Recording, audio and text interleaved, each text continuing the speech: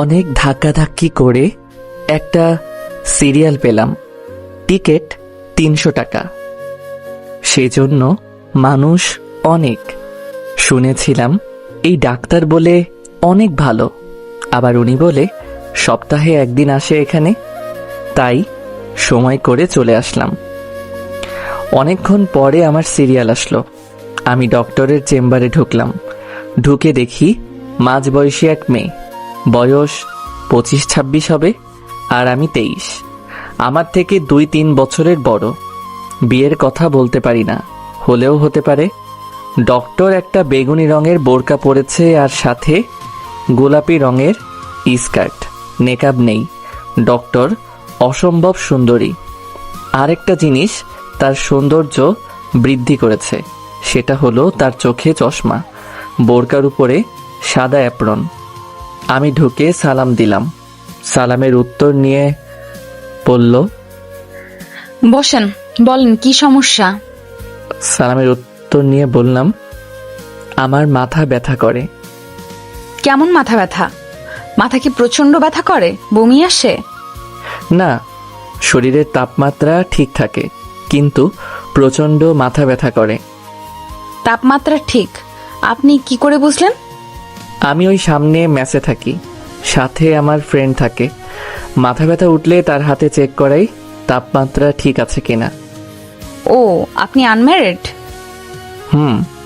কি থেকে আপনার মাথা ব্যথা ওঠে? সে অনেক লম্বা কাহিনী। আই থিঙ্ক আপনার সে টাইম নাই। ওকে, মাথা ব্যথা কি আপনার সপ্তাহে 7 দিন ওঠে? না, 3 দিন ওঠে। এই 3 দিন আমার শরীরের উপর দিয়ে ঝড় বয়ে যায়। কাজের প্রচণ্ড চাপ থাকে। আসরের পর থেকে মাথা ব্যথা শুরু হয়। মাঝে মাঝে ব্যথার কারণে চোখে কিছু দেখি না। প্লিজ ডক্টর, একটা সলিউশন দেন, না হলে কবে জানি মাথা বাড়ি দিয়ে ফাটিয়ে ফেলি। ওকে। ডক্টর একটা প্রেসক্রিপশনে কতগুলো ওষুধের নাম লিখল, লেখে নিজের মোবাইল দিয়ে ছবি তুলল। তারপর আমাকে বলল, এই ওষুধগুলো খাবেন। Thanks doctor. আপনার নামটা বললেন না? ঈশান মাহমুদ, অনার্স 3rd ইয়ার। ডক্টর আমাকে তার কার্ড দিয়ে বলল, যদি কোনো প্রয়োজন পড়ে তাহলে কল দিবেন। নাম্বার? কার্ডে আছে। আমি কার্ড দেখলাম। ডক্টরের নাম আনিকা। আমার জন্য এই সুবিধা কেন? আমি আপনার ডক্টর আর আপনি আমার পেশেন্ট। O by.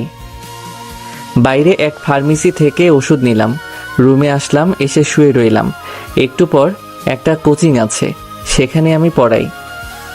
আমি ঈশান মাহমুদ, বাড়ি নরসিংদী, ম্যাচ থাকি ঢাকায়। পরিবারের বড় ছেলে, সেটাই আমার জন্য কাল হয়ে দাঁড়িয়েছে। আমার ছোট 2 বোন। 2 বোনের নাম সামিয়া, সুবর্ণা।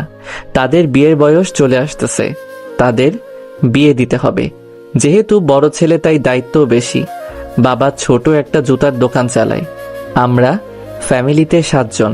আমার দাদা দাদি দুজনেই অচল। সুবিধা একটা, বাড়িটা আমাদের নিজের। একটা জুতার দোকান থেকে 7 জনের খরচ, আবার বোনদের তাদের পড়ালেখার খরচ।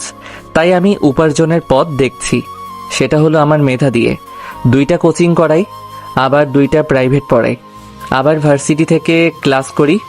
কোচিং সপ্তাহে 3 দিন। এই 3 দিন আমার উপর দিয়ে ঝড় বয়ে যায়। রাতেই শুরু হয় মাথা ব্যথা। কোথায় এক বাপের এক ছেলে সুখে থাকবো, সেখানে আমার উপর সব দায়িত্ব। 2টা কোচিং, আবার নিজের ক্লাস, তারপর প্রাইভেট। এই 3 দিন আমার মাথা ব্যথা করে। আস্তে আস্তে ব্যথা শুধু বাড়তেই থাকে। তাই ডক্টরের শরণাপন্ন হলাম। একটু পর কোচিং গেলাম। কোচিং করিয়ে আসতে রাত হলো। সেদিন আর মাথা ব্যথা উঠে নাই। খাওয়া দাওয়া করে ওষুধ নিলাম হাতে খাবো বলে। এমন সময় মনে পড়ল, আনিকা ডক্টর কেন আমার প্রেসক্রিপশনের ছবি তুলল। সবার প্রেসক্রিপশন কি এভাবে ছবি তুলে কে জানে। আমি ওষুধ খেয়ে দিলাম এক ঘুম। পরের দিন কাজের এত চাপ নাই, তাই এভাবে 1 সপ্তাহ চলে যায়। 2 দিন ওষুধ খেয়ে আর খাই নাই। যেহেতু আর মাথা ব্যথা ওঠে না, ওষুধ খাওয়া হয় না। আমার শনিবারে কাজের চাপ বেশি, শনিবার আবার মাথা ব্যথা উঠছে।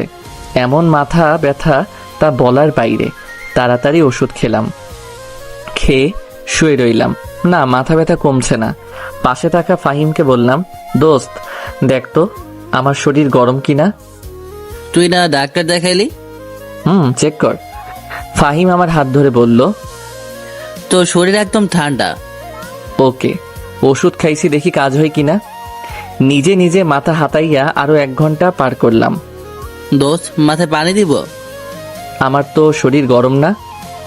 পানি দিলে কি লাভ হবে? আচ্ছা আচ্ছা, তাহলে ঘুমানোর চেষ্টা কর। আমার মাথা ব্যথা আর সহ্য হচ্ছে না।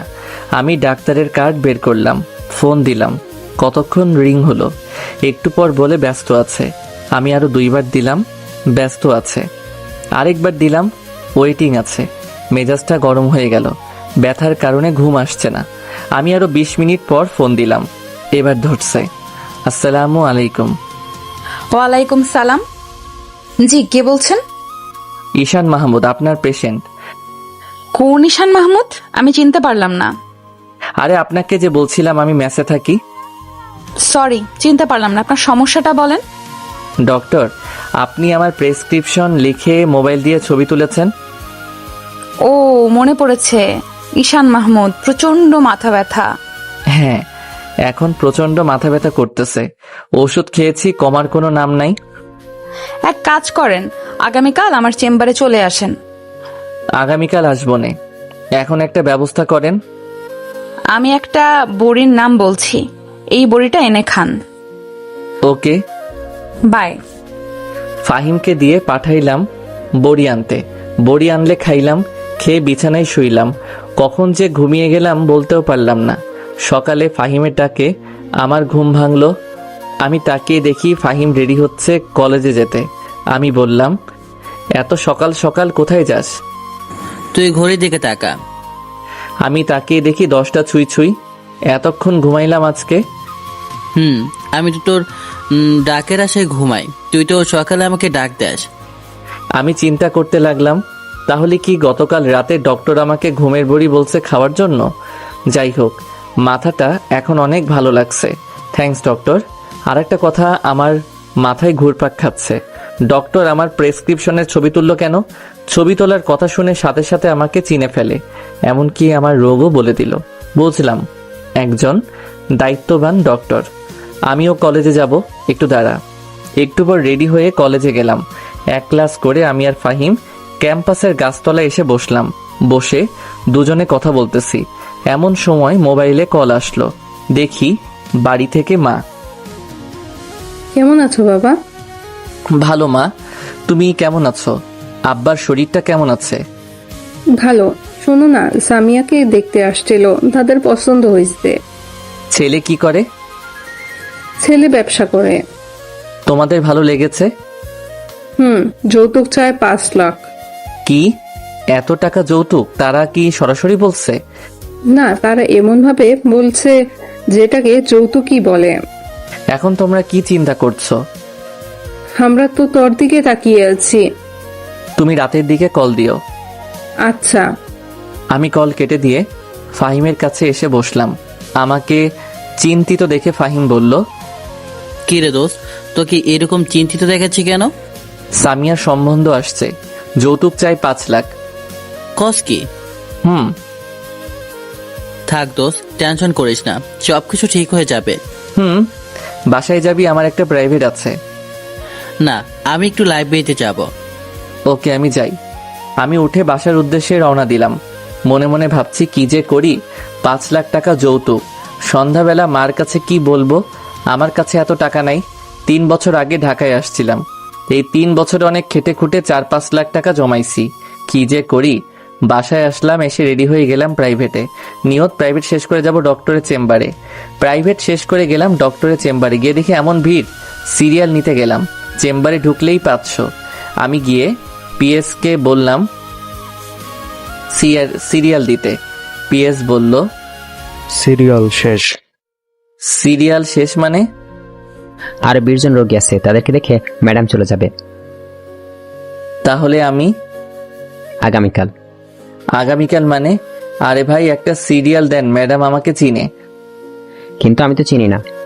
ধুর ভাই, আপনার ভিতর কোনো মানবতাই বলতে কিছুই নেই। ভাই, দিলে পরের দিন আমার চাকরি শেষ। আপনার চাকরি শেষ হবে কেন? আমি একদিনে এরকম দয়ামায়া করে একজনকে ম্যাডামের কথায় বাইরে সিরিয়াল দিয়েছিলাম। তারপর আর কি, ম্যাডাম প্রচণ্ড রেগে যায় আর আমার চাকরিটা নট করে দেয়। পরে অনেক মিনতি করে চাকরিটা আবার ঠিক করেছি। শুনেন, ম্যাডাম প্রচণ্ড জেদি, কোনো ভুল হলেই রেগে যায়, তাই আমাদের সাথে সাবধানে থাকতে হয়। সেজন্যই ভাই আমি এত বড় রিস্ক নিতে পারবো না। ইটস ওকে, আগে বুঝিয়ে বলবেন না? এই বলে আমি সেখান থেকে চলে আসলাম আর ভাবতে লাগলাম কি করা যায়। আগামীকাল আবার আসবো।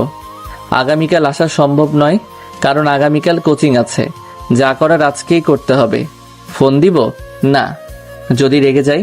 এখন একটাই উপায়, সেটা হলো অপেক্ষা করা। চেম্বার থেকে বের হওয়ার সময় ধরতে হবে। কেন জানি মনে হচ্ছে ডক্টর আমাকে একটু বেশি কেয়ার করে। কেয়ারের পিছনে কি অন্য কোনো কারণ আছে? থাকলে ভালো, কারণ ডক্টরকে প্রথম দেখাতেই আমি ক্রাশ খেয়েছি। এক জায়গায় বসে অপেক্ষা করতে লাগলাম। 1-2 জন, এভাবে 10-12 চলে গেছে। আমার অসহ্য লাগতেছে। মনে হচ্ছে আরো 2 ঘন্টা লাগবে। আমি আর অপেক্ষা করতে পারছি না। আসরের সময় হয়ে আসছে। ভাবলাম চলে যাব। না, কোনোভাবেই হার মানবো। আমি অপেক্ষা করতে লাগলাম। মনে হচ্ছে পৃথিবীর সবচেয়ে কঠিন কাজ হচ্ছে অপেক্ষা করা। এদিকে ঘুম পাচ্ছে। অনেকক্ষণ অপেক্ষা করলাম। যদি সিরিয়াল পেতাম তাহলে এই 20 জনের পরেই আমাকে ঢুকতে হতো। সুতরাং অপেক্ষা আমাকে করতেই হতো। অবশেষে এই 20 জন শেষ হলো। ভাবতেছি এখন ঢুকবো নাকি বের হলে ধরবো। বের হলেই ধরবো। ঠিক 20 মিনিট পর ডক্টর বের হলো। আমি সামনে গিয়ে বললাম, ম্যাডাম, আমি ঈশান মাহমুদ। এখন আর রোগী দেখা হবে না, আগামীকাল। আপনি আমাকে আগামীকাল বলছিলেন চেম্বারে আসতে। লিসেন, সরি, শোনেন, আমি এখন আর কোনো রোগী দেখব না। ক্লিয়ার? এই বলে ডক্টর চলে যাচ্ছে। আমি তো অবাক। এই ব্যবহার ডক্টরের কাছ থেকে আশা করিনি। তার আবার মার্কা পিএস কানে কানে এসে বলল, বলছিলাম না আগামীকাল আসছে, শুধু 4 ঘন্টা অপেক্ষা করলেন। আমার শরীরটা জ্বলে উঠল। ঠিকই তো, শুধু 4 ঘন্টা অপেক্ষা করলাম। ভাবছিলাম ম্যাডাম একটা ভালো মানুষ, কিন্তু এখন দেখছি সে একজন মানবতাহীন মানুষ। আর ভুলেও এই ডাক্তার নাম মুখে আনবো না। যত সব ফালতু ডাক্তার, টাকার জন্য তারা সব করতে পারে। এখন যে চেম্বারে ঢুকলে যে টাকা লাগবে না, অপেক্ষার কথা বাদ দিলাম। দেশে যেমন ডক্টর একটা। এসব ভাবতে ভাবতে হসপিটাল থেকে বের হয়ে বাসায় চলে আসলাম। আসলে ফাহিম বলল, কোথায় ছিলি এতক্ষণ? আর বলিস না, যত সব ফালতু ডাক্তার। মানবতা বলতে কিছুই নেই। কেন যে সব ফালতু ডাক্তার দেশে জন্মায়। কি হয়েছে সেটা বল। আমি ফাহিমকে ডাক্তারের কাছে যাওয়া অপেক্ষা করা শেষে ডক্টরের হৃদয় বিদারক কথাগুলো বললাম। এসব শুনে ফাহিম কতক্ষণ ডক্টরকে বকলো। আমি আর জীবনে এই ডাক্তারের নাম মুখে আনবো না। ঠিক আছে, দেশে কি ডাক্তার একটা নাকি? আমি আর ফাহিম কতক্ষণ বকে শরীরের জিদ মিটাইলাম। আসলে আমি একটা বোকা। বোকা না হলে 4 ঘন্টা বইসা রইলাম। একটু পর বাবার কাছে ফোন দিলাম। কেমন আছেন আব্বা? ভালো, তুই কেমন আছো? ভালো। সকালবেলা মার সাথে কথা বলছি। আপনি কি বলেন?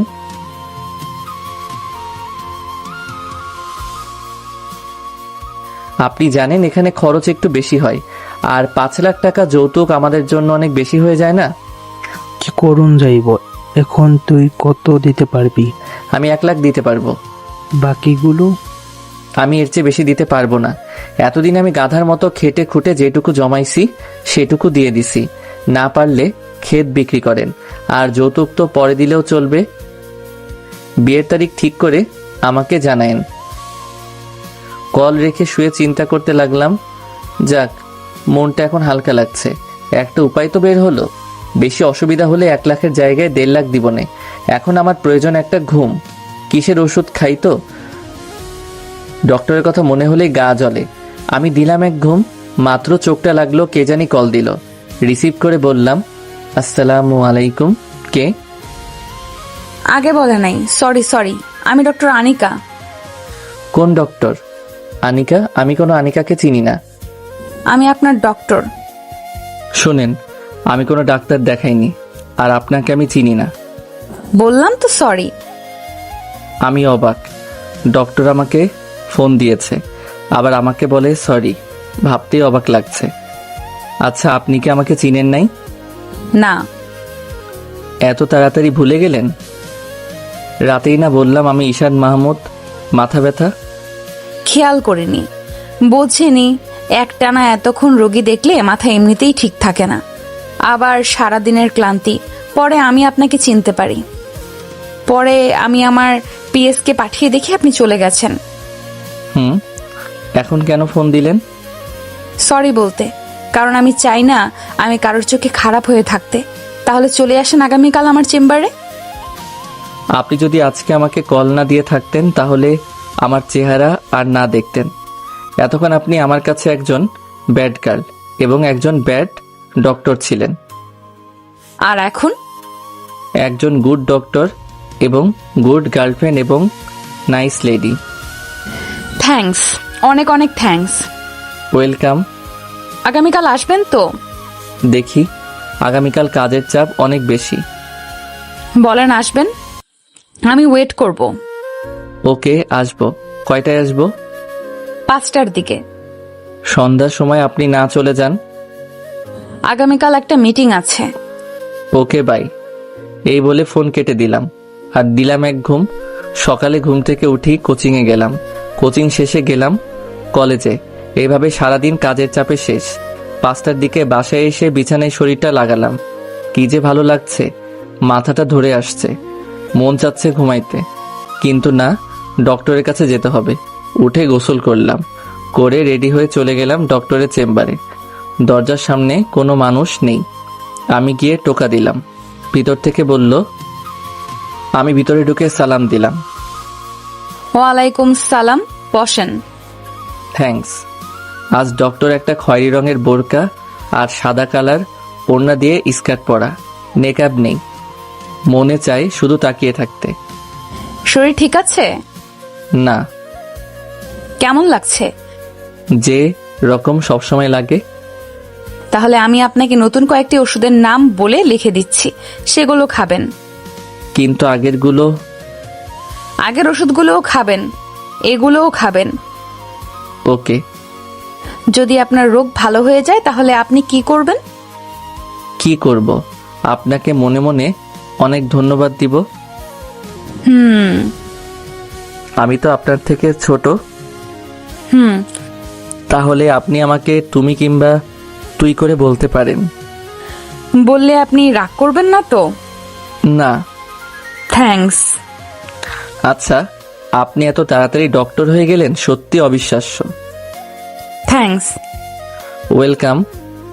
আপনার ফেসবুক অ্যাকাউন্ট ঘেটে দেখলাম, আপনার উপর অনেক মেয়ে ক্রাশ। কাউকে লাভ করেন না?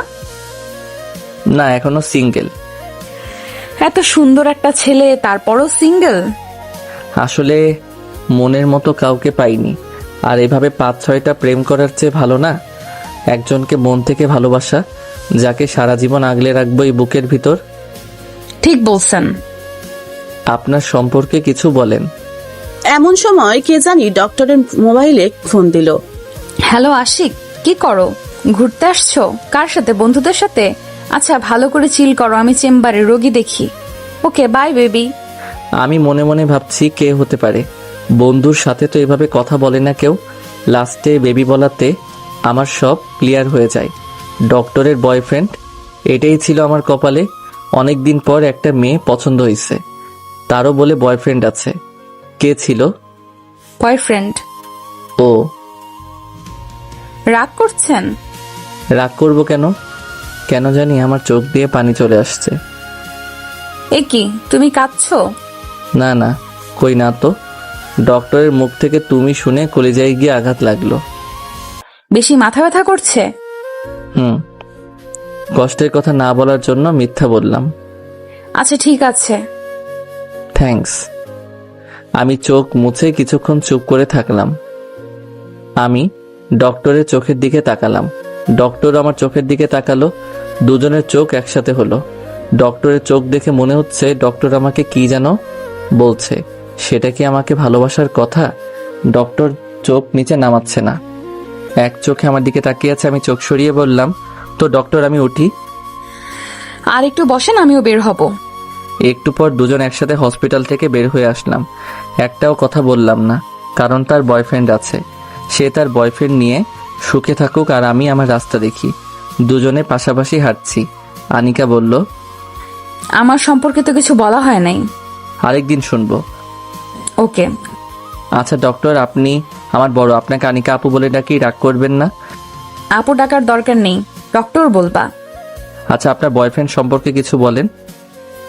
তার নাম আশিক, সে একটা জব করে। তার সাথে দেখা হয়েছিল আমার কানাডায়।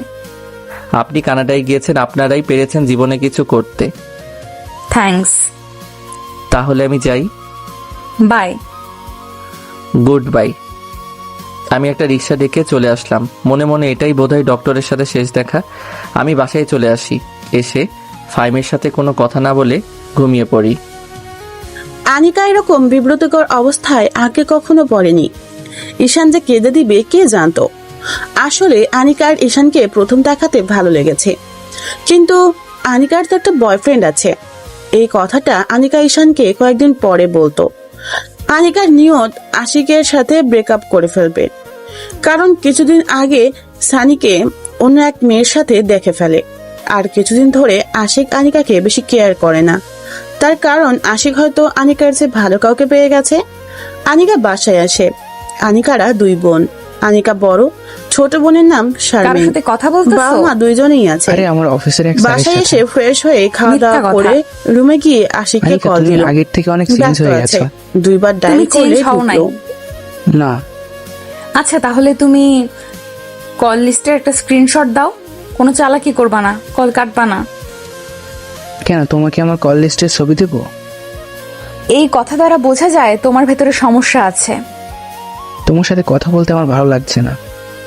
ভালো লাগবে কি করে? আমার থেকে ভালো কাউকে পেয়ে গেছো। শয়তান ফোন কেটে দিয়েছে। ব্রেকআপ করে ফেলবি এনে ঘুরাইতেছস কেন? শারমিন ঢুকলো আনিকার রুমে, ঢুকে বলল, কাকে এইভাবে গালি দিচ্ছ আপু? কাউকে না। দেখো তো আপু, এই দুজন থেকে তোরে কাকে ভালো লাগে? আনিকা অনিচ্ছা সত্ত্বেও তাকালো শারমিনের মোবাইলে। দেখে ঈশান আর একটা অপরিচিত ছেলের ছবি। আনিকা বলল, তুই এই ছবি কোথা থেকে পেয়েছিস? তুই চিনিস? তুই কি করে চিনলি? আগে তুই বল। সে হলো ঈশান মাহমুদ, আমাদের কলেজে 3rd ইয়ারে পড়ে। অধিকাংশ মেয়েদের ক্রাশ, কিন্তু সে আবালের মতো সারাদিন কাজ করে, কোনো মেয়েকে পাত্তা দেয় না। তোর ক্রাশ? না, দেখ তার হাবাগোবা বন্ধুটার উপর ক্রাশ খাওয়া আমি। দে তোর মোবাইলটা দে। এই বলে আনিকা শারমিনের হাত থেকে মোবাইল নিয়ে ছবিটি ভালো করে দেখতে লাগলো। বলল, ঈশান মাহমুদের উপর যতগুলো মেয়ে ক্রাশ খেয়েছে তার একটা লিস্ট আমাকে দিবি। কেন, তুই ক্রাশ খেয়েছস? তাহলে আশিক ভাই? সে আমার পেশেন্ট। অনিচ্ছাকৃতভাবে আনিকা শারমিনের মোবাইলের ছবিগুলো দেখতে একটা ছবির উপর আনিকার চোখ আটকে যায়। এই ছবির মধ্যে এটা কে? তুই দেখে ফেলছস? মানে? কয়েকদিন আগে আমরা কয়েকজন ফ্রেন্ড মিলে গিয়েছিলাম একটা রেস্টুরেন্টে। সেই রেস্টুরেন্টে আশিক ভাই আর একটা মেয়ে বসে ডেট করছিল। সুযোগ বুঝে এই ছবিটা আমি তুলে রেখেছিলাম, ভেবেছিলাম তোরে দেখাবো, তো পরে ভাবলাম যদি তুই কষ্ট পাস, সেই জন্য দেখাইনি। ঠিক আছে, আমি জানতাম সে তলে তলে আরেকটা মেয়ের সাথে ডেট করে। তুই এই ছবিটা আমাকে দে, তার সাথে এখনই ব্রেকআপ করব। তারপর কি ঈশানের সাথে প্রেম করবি? তুই বেয়াদব, গিয়ে পড়তে বস। উপকার করলেও দোষ। এই বলে শারমিন চলে গেল। আনিকা ছবিটা আশিকের কাছে টেক্সট করলো, তারপর ফোন দিল। মেয়েটা কে? কে এটা আমি জানি না। তোরে আমি কত ভালোবাসতাম, আর তুই কিনা আমারে ভালোবাসার এই ফল দিলি। আরে তুই তো একটি বুড়ো বেটি, আর তুই আমারে টাইম দেস? তুই তো থাকস তোর কাজ নিয়ে। আর ছবির মধ্যে যে মেয়েটা দেখছস, জানোস তার বয়স কত? 19, মাত্র 19। তোর মতো বুড়ো না। আনিকা আশিকের মুখ থেকে এসব কথা শুনে অবাক হয়ে যায় আর কাঁদতে থাকে। তুই ঠিকই বলছ, আমি বুড়ো। যা, তোর সাথে ব্রেকআপ। তুই এই শাস্তি একদিন না একদিন পাবি। এই বলে ফোন কেটে দেয় আর কাঁদতে কাঁদতে সারা রাত কাটিয়ে দিল। ঈশান সকালে ঘুম থেকে উঠে জীবন যুদ্ধে লেগে গেল। ঈশানের খালি ডক্টরের কথা মনে পড়ে, পরক্ষণেই আবার মনে পড়ে আরে ডক্টরের না বয়ফ্রেন্ড আছে। এভাবে একটা সপ্তাহ চলে যায়। ডক্টরের ওষুধগুলো নিয়ম মাফিক খাওয়ার ফলে আর মাথা ব্যথা উঠে নাই। ঈশান বোধ হয় ডক্টরের কথা জীবনেও ভুলতে পারবে না। বাড়ি থেকে ফোন আসলো, ঈশানের বোনের বিয়ের তারিখ ঠিক হয়েছে, আর 1 সপ্তাহ পর বিয়ে। ঈশান ফাহিমকে নিয়ে বাড়িতে চলে আসলো। বিয়ে শেষ করে ঢাকায় আসতে 15 দিন লেগেছে। ফাহিম আগেই চলে এসেছে। পরে শেষমেশ ঈশানকে 1.5 লাখ টাকাই দিতে হলো। যৌতুক পুরোটা দেওয়া হয় নাই, ঈশানকেই দিতে হবে। ঈশানের সামনে পরীক্ষা আসতেছে, সকল কিছু ঠিক রেখে পরীক্ষার পড়া পড়তে হয়। ছাত্র হিসেবে এত খারাপ না। পরীক্ষা দিল, পরীক্ষা খুব ভালো হলো, রেজাল্ট ভালো আসলো। এখন একটা কোচিং এ প্রাইভেট পড়ায়, একটা প্রাইভেট ফাইমকে দিছে। ঈশানের রেজাল্ট ভালো দেখে ফার্স্ট ইয়ারের কয়েকটা ছেলে মেয়ে এসে বলল প্রাইভেট পড়াইতে। ঈশান অনেক না করে, কিন্তু কে শুনে কার কথা, শেষ পর্যন্ত রাজি হতে হলো। পরদিন থেকে তাদের কোচিং করায়। এভাবে 2 মাসের মতো চলে যায়। মাথা ব্যথা যেহেতু উঠেই না, ঔষধ খাওয়া আরো আগেই ছেড়ে দিয়েছে। ঔষধ দেখলে ঈশানের সেই ডক্টরের কথা মনে পড়ে। ঔষধও দেখা হয় না, আনিকার কথা মনেও পড়ে না। ফার্স্ট ইয়ারের ব্যাচটা ঈশান পড়ায়।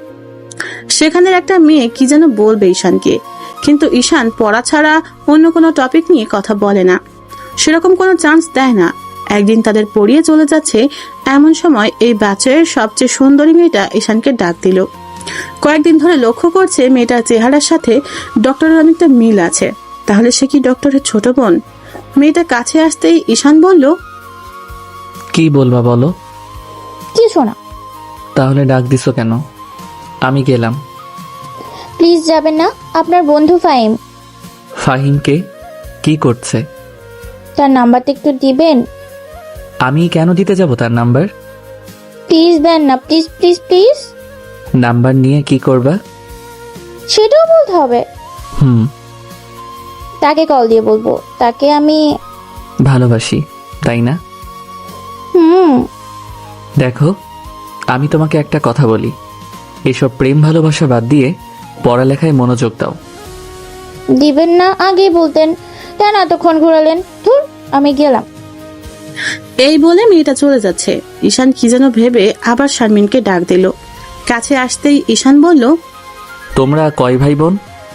শারমিনের মুখে বাঁকা হাসি ফুটে উঠল।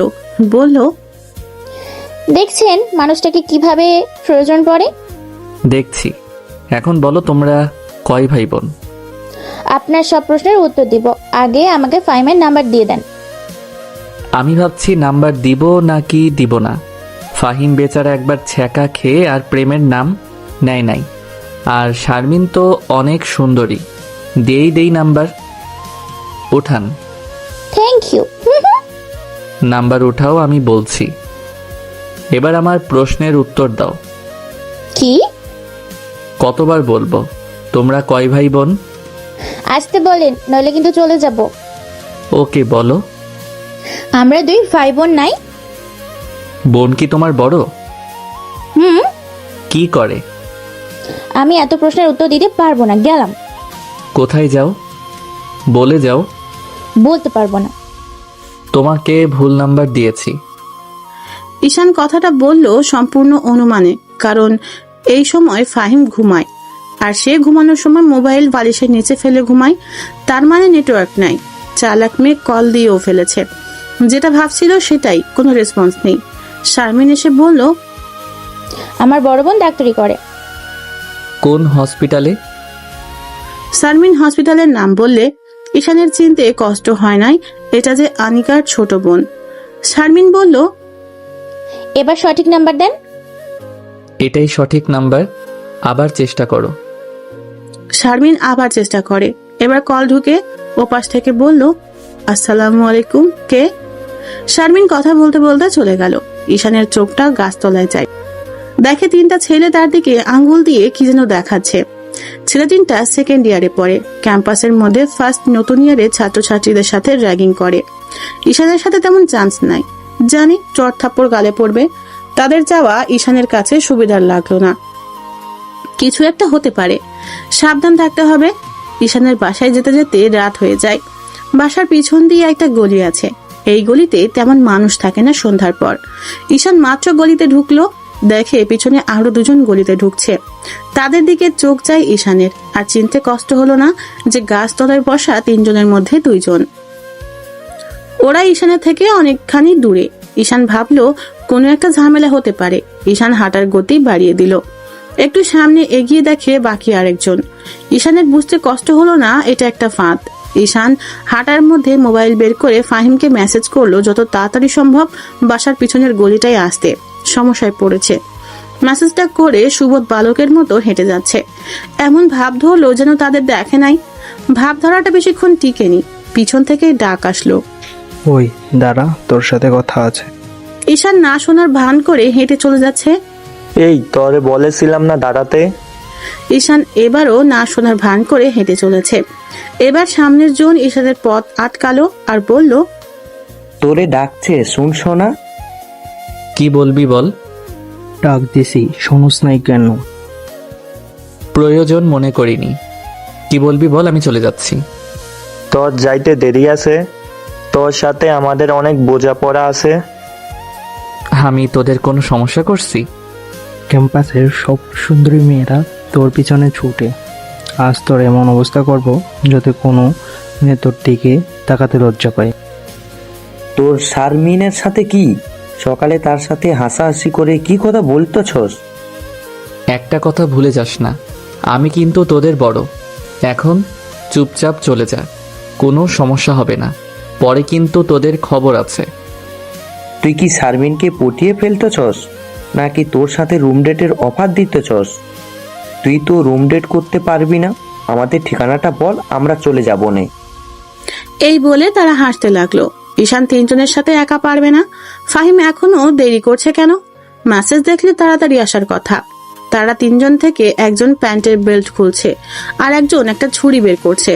তারা ঈশানকে তিন দিক দিয়ে ঘিরে ধরছে, তাই দৌড় দেওয়ার কোনো চান্স নেই। ঈশান মায়ের শুরু করে দেয়। যতক্ষণ পর্যন্ত ফাহিম না আসে, ছুরিওয়ালা ছেলেটাকে কানের নিচে নরম জায়গায় শরীরের যত শক্তি আছে তত শক্তি নিয়ে আঘাত করলো। তারা হয়তো এমন আঘাত আসবে কল্পনাও করেনি, তাই প্রতিরক্ষা করার কোনো সুযোগই পায়নি। যে জায়গায় আঘাত করছে ঠিক সে জায়গায় গিলে লাগলো। ছেলেটা এক চিৎকার দিয়ে নিচে পড়ে গেল। এটা তিনজনের সাথে পারা সম্ভব না। ফাহিমও আসেনি। তিনজন ঈশানকে এলো পাথারি লাথি মারছে আর বলছে, মার শালারে মার, শালাই কি ঘুষি দিল, গার নড়াইতে পারছি না। কথা বলছে আর মারছে। ঈশান হাত দিয়ে প্রতিরক্ষা করছে। ঈশানের নাক দিয়ে ব্লিডিং হচ্ছে, মুখের কয়েক জায়গায় কেটে গেছে, অনবরত রক্ত পড়ছে। এমন সময় ফাহিম আসলো। ফাহিমের হাতে একটা লাঠি। এই লাঠি দেখে ওরা তিনজন দৌড় আর ফাহিমের দৌড় দেখে। ফাহিম ঈশানের কাছে এসে বলল, সরি দোস্ত, দেরি হয়ে গেছে। আমি ওয়াশরুমে ছিলাম, বের হয়ে দেখি তোর মেসেজ দেখার সাথে সাথে আমি চলে আসি। আমি তোরে কিছু বলছি? দেখ, আমার অনেক ব্লিডিং হচ্ছে, আমাকে কোনো ডক্টরের কাছে নিয়ে যা। আমি তোরে ধরেছি। ফাহিম ঈশানকে ধরে গলি থেকে বের করে রাস্তায় নিয়ে আসে। একটা গাড়ি ডাক দেয়। ঈশান গাড়িতে ওঠে। নাক দিয়ে রক্ত বের হচ্ছে, মুখের কয়েক জায়গায় কেটে গেছে। ছুরি দিয়ে আঘাত করায় পিঠে কয়েক জায়গায় কেটে গেছে, অনেক ব্লিডিং হচ্ছে, তাই ঈশান জ্ঞান হারায়।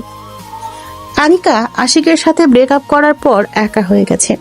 প্রতি রাতে কেন জানি ঈশানের কথা মনে পড়ে। চেম্বারে ঈশান আর আসে না, কারণ হয়তো ঈশানের রোগ ভালো হয়ে গেছে। আনিকা কোনোভাবেই ঈশানকে ভুলতে পারছে না। আনিকার খালি ঈশানের কান্নার কথাটা মনে পড়ে আর ফুপিয়ে কেঁদে ওঠে। সব সময় আনিকা নিজেকে এই বলে সান্ত্বনা দেয়, ঈশান তুই তো আমার ভালোবাসতি, আমি জানি তুই একদিন আসবি। আসলে যে ঈশানকে কি করবে আনিকা, সেটা আনিকাই জানে।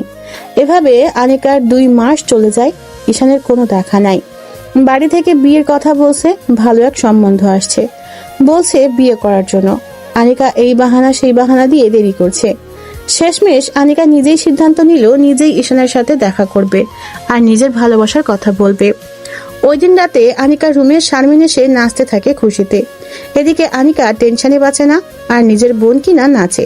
দিল এক ধমক, শারমিনের মুখটা কালো হয়ে যায়। ধমকের কারণে শারমিন কেঁদে দেয়, কাঁদতে চলে যাচ্ছে আর বলতে লাগলো, আপু তুই না অনেক খারাপ। আমি টেনশনে বাঁচি না, আব্বা আম্মা বিয়ের চাপ দিচ্ছে আর তুই কিনা খুশিতে নাচস। যা, তোর সাথে আমি আর কথা বলবো না। ব্যাপারটা ছিল ঈশানকে নিয়ে। এই বলে শারমিন সেখান থেকে চলে আসলো। আনিকা ঈশানের নাম শুনে আটকে যায়। ঈশানের ব্যাপারে কি বলবে শারমিন? পরক্ষণেই মনে পড়লো, আরে ঈশান আর শারমিন তো একই কলেজে পড়ে, নিশ্চয়ই কিছু একটা হয়েছে। শারমিন যেহেতু খুশিতে নেচেছে, তাহলে নিশ্চয়ই ভালো খবর। এইসব চিন্তা করে শারমিনকে ডাক দিল। 5-6টা ডাক দিল, শুনেনি, তার মানে অনেক রাগ করছে। আনিকা জানে শারমিনের রাগ ভাঙানো এত সহজ না। আনিকা ভাবতে লাগলো কি করে রাগ ভাঙানো যায়। এখন একটাই উপায়, তার পছন্দের খাবার বানানো। আনিকার যতটুকু মনে পড়ে, শারমিনের পছন্দের খাবার হলো পিৎজা। কিছু করার নেই, পিৎজার অর্ডার দিয়ে দিল। পিৎজা আসলে পিৎজা নিয়ে আনিকা শারমিনের রুমে গেল। গিয়ে দেখে শারমিন শুয়ে আছে। আনিকা গিয়ে শারমিনের সাথে মজা শুরু করলো। ওলি আমার গুলুমুলু আপুটা রাগ করেছে। কোথায় রাগ করেছে, গালে নাকি মুখে? দেখ তোর জন্য কি আনছি। যা, তোর সাথে কোনো কথা নেই। ওকে, তাহলে পিৎজাটা আমি একাই খাই। কি, তুই পিৎজা আনছোস? শোয়া থেকে উঠে বসলো। হুম। দে আপু দে। তোর রাগ ভাঙছে? হুম। তারপর দুই বোন মিলে পিৎজা খেতে লাগলো। আনিকা জিজ্ঞেস করলো, ঈশানের ব্যাপারে কি যেন বলছিলি? আমি জানি তুই এই প্রশ্নটা করবি, কারণ তুই আরো আগে ঈশানের উপর ক্রাশ খাইছোস। খাইছি, এখন বল। শারমিন ঈশানের কাছে প্রাইভেট পড়ে। সকালের সব কথা আনিকাকে বলল শারমিন। এক পর্যায়ে আনিকার মুখ উজ্জ্বল হয়ে যায়, কারণ ঈশান কারো প্রেমে পড়ে নাই। আর শারমিনের বোনের সম্পর্কে অনেক কিছু জিজ্ঞেস করায় বুঝতে পারলো এখনো আনিকাকে ভালোবাসে। তার মানে ঈশানের কাছে গেলে হতাশ হবে না। খুশিতে আনিকা শারমিনকে নিয়ে নাচতে থাকে। আনিকা ফাহিমের কথা শুনে বলল, আগে পড়াশোনায় মনোযোগ দে, প্রেম ভালোবাসা পরেও করতে পারবি। থুর আপু, তুই আর ঈশান ভাই সম্পূর্ণ এক। এক হলো ভালোবাসা। এই বলে নাচতে নাচতে আনিকা নিজের রুমে চলে গেল। গিয়ে শুয়ে ঘুমিয়ে গেল। শারমিন ভাবছে, আমি প্রেম করলে তুই জানবি কোথা থেকে? শারমিনও ঘুমিয়ে পড়ল। চোখ খুলে দেখে হাসপাতালের বিছানায় শুয়ে আছে।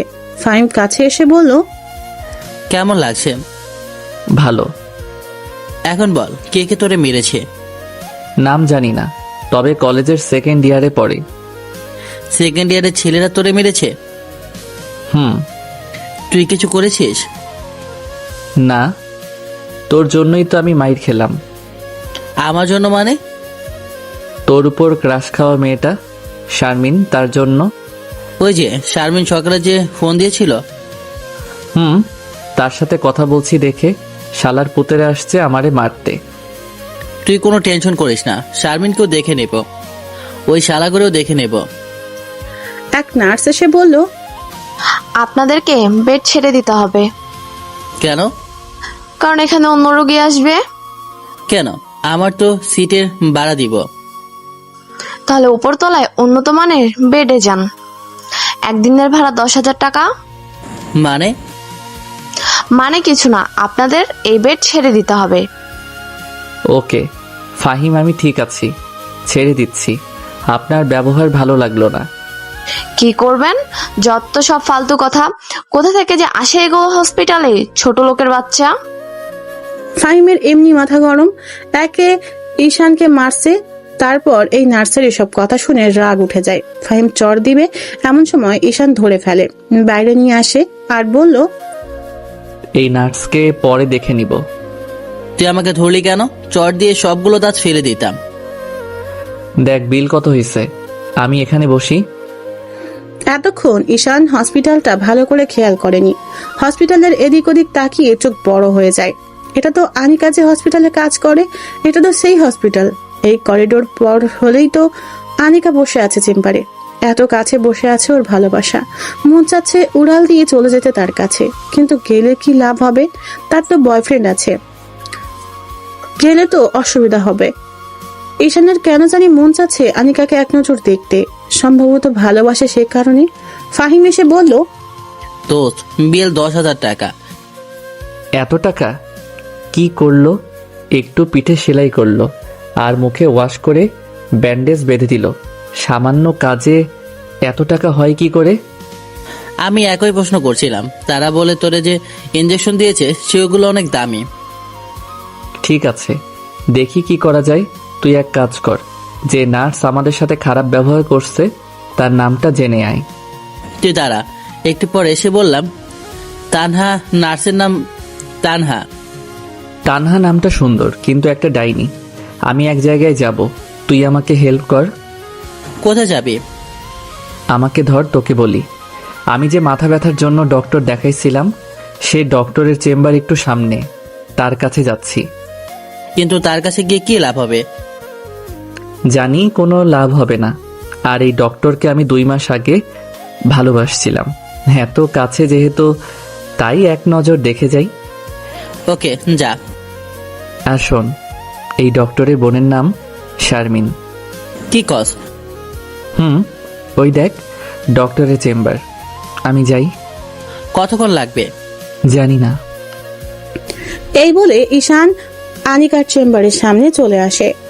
আনিকার পিএস এসে বলল, এখন কোনো রোগী দেখা হবে না। ম্যাডামকে বলেন ঈশান মাহমুদ আসছে। পিএস ভিতরে চলে যায়। একটু পর ফিরে এসে বলল ভিতরে যেতে। ঈশান ভিতরে ঢুকলো, দেখে ডক্টর উল্টো দিকে চেয়ার ঘুরিয়ে বসে আছে। ঈশান বলল, আমাকে মুখ দেখাবেন না? যেটার জন্য এত কষ্ট করে আমি এখানে আসলাম, দেখাবেন না? তাহলে ভিতরে আসতে বললেন কেন? এই বলে ঈশান বসা থেকে উঠল। ডক্টর তার চশমাটা রেখে সোজা হেঁটে ঈশানের কাছে চলে আসে। এসে কোনো কথা না বলে ঈশানের মাথায় ধরে সোজা তার নরম গোলাপি ঠোঁটটা ঠোঁটে লাগিয়ে দেয়। ঈশান এর জন্য প্রস্তুত ছিল না। 30 সেকেন্ড পর ছেড়ে দিল। ডক্টর চোখ বন্ধ করে রাখছে। ঈশান বলল, এটা কি ছিল? জানি না। এবার আমি তার পিছনে কোমরে হাত রেখে টান দিয়ে আমার একেবারে কাছে এনে আমি নতুন করে আমার ঠোঁট তার ঠোঁটে লাগিয়ে দেই। এবার আমরা দুইজন একে অন্যের ঠোঁটের স্বাদ উপভোগ করলাম টানা 2 মিনিট। আমি আস্তে আস্তে তার কোমর ছেড়ে দেই। ডক্টর আস্তে আস্তে নর্মাল হয়। আমার কাছ থেকে একটু সরে চোখ খোলে, একটা মুচকি হাসি দেয়। ঈশান বলে, এত ভালোবাসা, এত আকাঙ্ক্ষা, এসব এতদিন কোথায় রেখেছিলা? জানি না। ঈশান আস্তে আস্তে চেয়ারে বসে। ডক্টর এখনো পুরো শরীরে তাকায়নি, তাকিয়ে অবাক হয়ে যায় আর বলে, এইসব কি তোমার শরীরে কি করে হয়েছে এগুলো? এত উত্তেজিত হওয়ার কোনো কারণ নেই, আমি ঠিক আছি। কোথায় তুমি ঠিক? পিঠে ব্যান্ডেজ, মাথায় ব্যান্ডেজ, হাতে ব্যান্ডেজ। আনিকা উঠে এসে আমার শরীর দেখাতে লাগলো, দেখে বলল, তোমাকে মনে হয় 3-4 জন মিলে গণধোলাই দিছে। কি করে হলো এসব? খুলে বলো। ঈশান আনিকাকে রাতের ঘটনা, হাসপাতালে আসা এবং সবশেষে নার্সের কথাটা বলল। নার্সের কথা শুনে আনিকা রেগে যায় আর বলল, তুমি একটু বসো, আমি সব ঠিক করে দিয়ে আসি। ঈশান কিছুক্ষণ বসে রইল। একটু পর আনিকা এসে বলল, সব ঠিক আছে, তোমাকে কিছু ওষুধ লিখে দিচ্ছি, সেগুলো খাবা আর পুরো 2 সপ্তাহ রেস্টে থাকবা। এতদিন রেস্টে থাকতে পারবো না। কেন? শুনো, আমি 2টা কোচিং, একটা প্রাইভেট পড়াই। আমি যদি 2 সপ্তাহ এসব বন্ধ রাখি তাহলে আমার অনেক ক্ষতি হয়ে যাবে। কি ক্ষতি? আমি এখানে মেসে থাকি, মেসের ভাড়া, খাওয়া, আর আমাদের ফ্যামিলি মেম্বার 6 জন। আব্বার একটা ছোট জুতার দোকান, সেটা দিয়ে চলে না। তাই আমি এখানেও গাধার মতো খেটে খুঁটে কিছু টাকা ইনকাম করে বাড়িতে পাঠাই। এখন যদি 2 সপ্তাহ এসব বন্ধ রাখি তাহলে কি অবস্থা হবে? আনিকা উঠে ঈশানের কাছে এসে বসলো। বসে হাত ধরে বলল, ঈশান, তোমার সমস্যা আমার সমস্যা। আমি তোমাকে ভালোবাসি, তুমি বাসো না? বাসি, কিন্তু কিন্তু কি? তোমার না একটা বয়ফ্রেন্ড আছে? তার সাথে তো আমি 2 মাস আগেই ব্রেকআপ করছি। ও খুব ভালো, আমি তোমাকে খুব ভালোবাসি। আমি জানতাম তুমি আমাকে অনেক ভালোবাসো। হুম। তুমি কোনো টেনশন করো না, তুমি 2 সপ্তাহ রেস্ট নাও, দেখবে সব ঠিক হয়ে যাবে। তুমি বলছো? আচ্ছা, তুমি তো বললা তোমাকে 3 জন মারলো। কেন মারলো সেটা তো বললা না। তোমার বোন শারমিনের কারণে। অবশ্য তার এখানে কোনো দোষ নেই। তার সাথে সকালে কথা বলছিলাম, সেটা 3 জন ভালো চোখে নেয়নি। শারমিন এখানে জড়িত আছে, তার খবর আছে। আনিকা মোবাইল বের করলো ফোন করার জন্য। ঈশান আনিকাকে থামিয়ে বলল, তাকে ফোন দিবা না, আর তার এখানে কোনো দোষ নেই। ওকে, তোমার মোবাইলটা দাও। গতকাল রাতে ভেঙে গেছে। এখন কি করবা? ফাহিমকে দিয়ে নতুন মোবাইল কিনবো। জানো আমার এখন কি মন চাচ্ছে? কি মন চাচ্ছে? এখানে তোমার সাথে বসে সারা দিন কথা বলতে। আমারও মন চাচ্ছে। চলো তোমাকে বাসায় দিয়ে আসি। তুমি যাবা? চলো তাহলে। আর শোনো, তোমার আর কোনো বিল দিতে হবে না। ঈশান উঠে আস্তে আস্তে বের হচ্ছে। এমন সময় আবার আনিকা ঈশানকে পিছন থেকে জড়িয়ে ধরে বলল, আমি তোমাকে অনেক ভালোবাসি ঈশান, আমি তোমাকে অনেক ভালোবাসি। তুমি আমাকে ছেড়ে চলে যাবে? কখনো না। আমি জানতাম। এবার ছাড়ো, ব্যথা লাগছে। তুমি বাইরে গিয়ে একটু দাঁড়াও, আমি আসছি। ওকে। এই বলে আনিকা ঈশানকে ছেড়ে দেয়। ঈশান বাইরে বেরিয়ে আসে ফাহিমের কাছে। ফাহিম ঈশানকে ভালো করে দেখছে। ঈশান বলল, কি দেখছিস এরকম ভাবে? দেখছি তুই ঠিক আছিস কিনা। ঠিক আছি মানে? তুই এতক্ষণ ডক্টরের চেম্বারে কি করে থাকতি? কেন, কি হয়েছে? আর বলিস না, তুই ভেতরে যাওয়ার একটু পর ডক্টর বেরিয়ে আসলো, এসে নার্সকে ডেকে আনলো, এনে দিল এক ধমক যে কেউ ভয় পেয়ে যাবে। তারপর আমাকে ডাকলো এবং আমার কাছে মাপ চাওয়ালো। পরে রিসেপশনে গিয়ে কি যেন বলল, তারপর আবার চেম্বারে ঢুকে গেল। এতক্ষণ পুরো হসপিটাল নিস্তব্ধ ছিল। ডক্টর অনেক জেদি, কিন্তু তার এরকম করা ঠিক হয়নি। বিল দিতে হবে না। না, ডক্টর আমাদের সাথে বাসায় যাবে। এই ডক্টর? না দোষ, না দোষ। আরে টেনশন করিস কেন, আমি আছি না। তোরা দুজন প্রেম করস? আল্লাহ জানে তুই এই মেয়েদের কেমনে কন্ট্রোল করবি। ওই দেখ, সে আসছে। চুপ। আনিকা মুখে মেকআপ ছাড়াই এসেছে। এটা দেখে কেন জানি ঈশানের একটু ভালো লাগলো না। বলল, চলো। নিচে গিয়ে দেখে আনিকার পার্সোনাল গাড়ি আছে। গাড়ির ড্রাইভার একজন ইয়াং বয়সের ছেলে। এটাও ঈশানের কাছে ভালো লাগলো না। যাই হোক, গাড়িতে বসলো। ঈশানের পাশে আনিকা বসলো। এতক্ষণ হাঁটার পর ঈশানকে ক্লান্তি ঘিরে ধরলো। ঈশান গাড়ির সিটে বসে মাথাটা এলিয়ে দিল। গাড়ির মধ্যে ঘুমিয়ে গেল। চোখ খুলে দেখে আনিকা ডাকছে। ফাহিম বলল, দোষ, বাসায় চলে এসেছি। নামার সময় আনিকা ঈশানকে হেল্প করলো। আস্তে আস্তে হেঁটে রুমে আসলো, গিয়ে বিছানায় শুইল। ঈশানের পাশে আনিকা বসলো। ওদের দেখে ফাহিম বাইরে চলে যায়। এটা তোমার জন্য। কি? মোবাইল। তোমাকে কে বলছে মোবাইল কিনতে? কেউ না। তাহলে কেন কিনলে? ভালোবাসি বলে। এখানে আমার আর কিছু বলার নেই। আনিকা আমাকে ভালোবাসি বলে কিনে দিল, এখানে ফিরিয়ে দেওয়ার কোনো মানে হয় না। ঠিক আছে। আর শোনো, আমি তোমাকে ওষুধ খাওয়ার সময় হলে কল দিব। তোমার এত কষ্ট করতে হবে না, তুমি বলে যাও। না, আমি তোমাকে কল দিব। ওকে। ঈশান আনিকার স্কার্ট ধরে নেকাবের মতো করে বলল, তোমাকে নেকাব অবস্থায় বেশি সুন্দরী লাগে।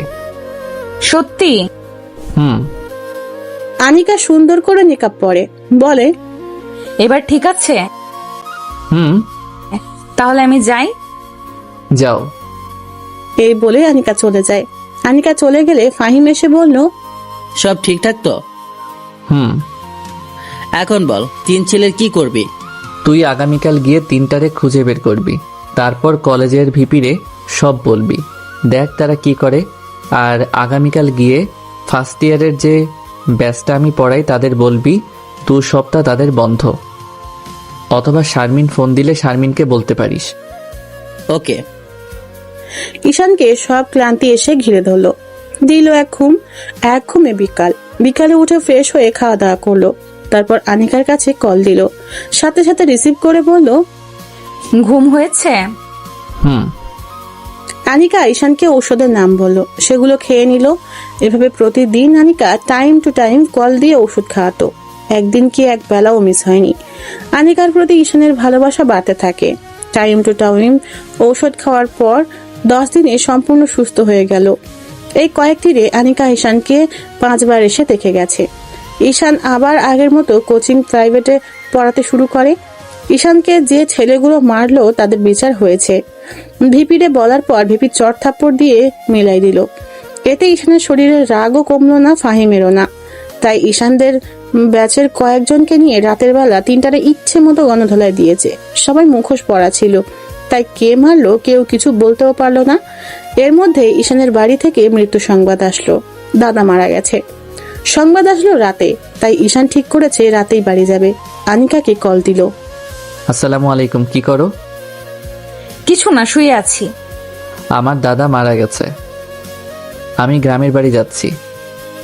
ইন্না লিল্লাহি ওয়া ইন্না ইলাইহি রাজিউন। কেঁদো না, মানুষকে তো একদিন মরতেই হবে।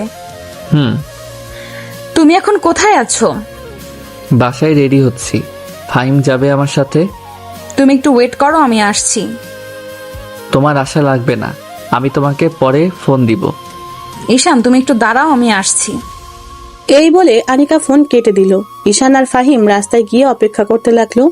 একটু পর আনিকার গাড়ি আসলো। আনিকা গাড়ি থেকে নেমে এসে ঈশানকে জড়িয়ে ধরলো। ঈশানও জড়িয়ে ধরলো। আনিকা বোরকা পরে নাই, স্ক্রাফও বাঁধে নাই, ওড়না পেঁচিয়ে চলে আসছে। ফাহিম আনিকাকে এই অবস্থায় দেখে সাথে সাথে মুখ ঘুরিয়ে নেয়। আনিকার এই কাজটা ঈশানের একটু ভালো লাগে নাই। ভাবলো পরে এই বিষয়ে কথা বলবে।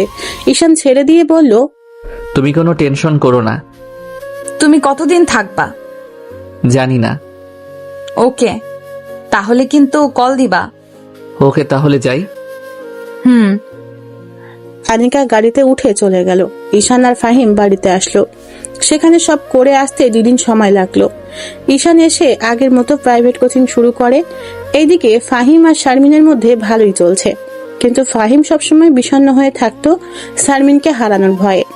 এদিকে ঈশান আর আনিকা ভালোই আছে। এভাবে 1 মাস চলে যায়। 1 মাসের মাথায় ঈশানের প্রচন্ড মাথা ব্যথা উঠে, কারণ আজকে শরীরের উপর দিয়ে বেশি পরিশ্রম গেছে, তাই মাথা ব্যথা উঠেছে। তখন বিকাল 5টা। ঈশান একটা কোচিং করা ছিল।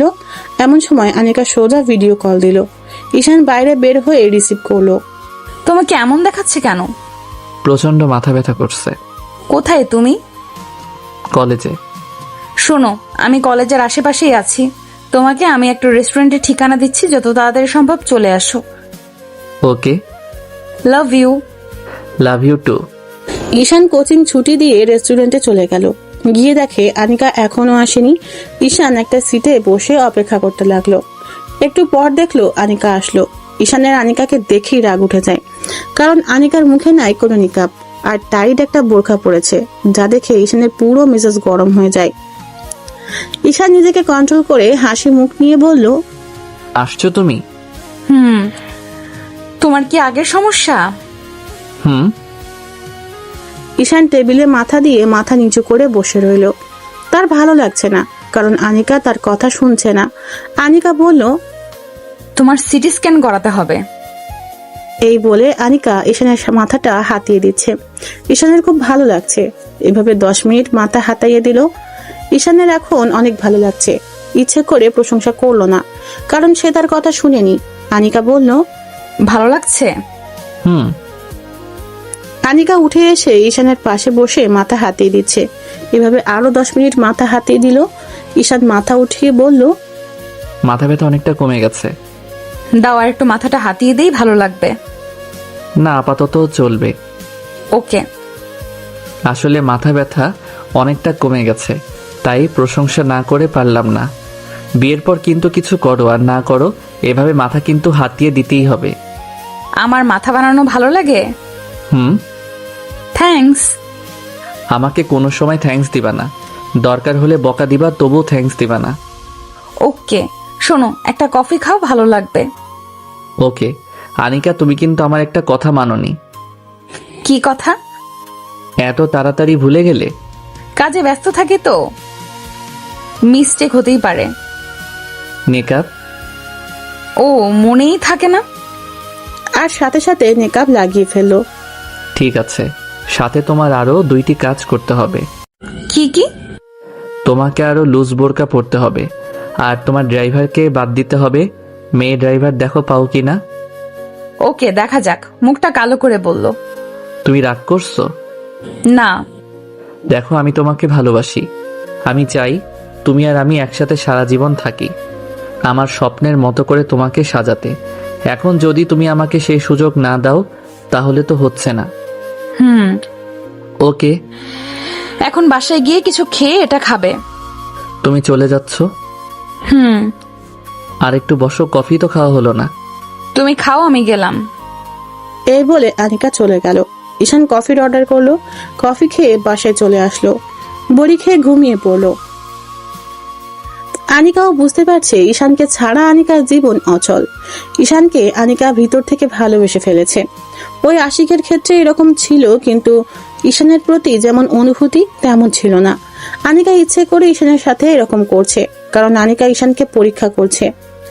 আনিকা যুক্তিটা এভাবে দিয়েছে, ঈশান আমাকে ভালোবাসে, আমি ঈশানকে ভালোবাসি।